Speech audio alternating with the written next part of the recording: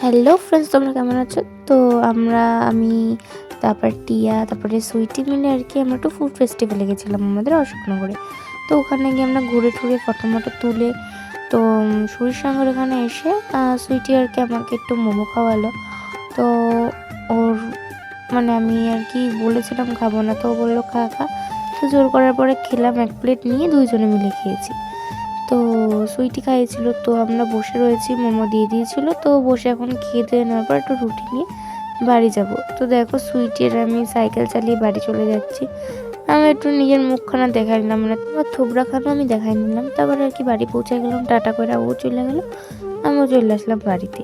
তো দেখো এখানে ঢুকা দেখি সব কয়জনে মিলে সবজি কাটতেছে, যেহেতু 31 ডিসেম্বর পিকনিক ছিল। তো তার আগের দিন আমরা গেছিলাম, মানে 30 ডিসেম্বর আর কি। তো আমিও বসে বললাম চশমা পইরা সবজি মানে পেঁয়াজ কাটতে।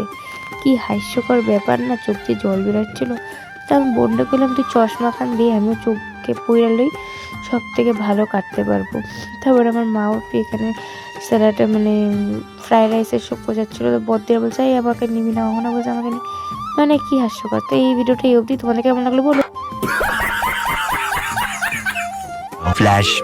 তো ভিডিওটা অবধিই ছিল, তো তোমাদের সঙ্গে নেক্সট ভিডিওতে দেখা হচ্ছে। টাটা। তো সবাই ভালো থেকো।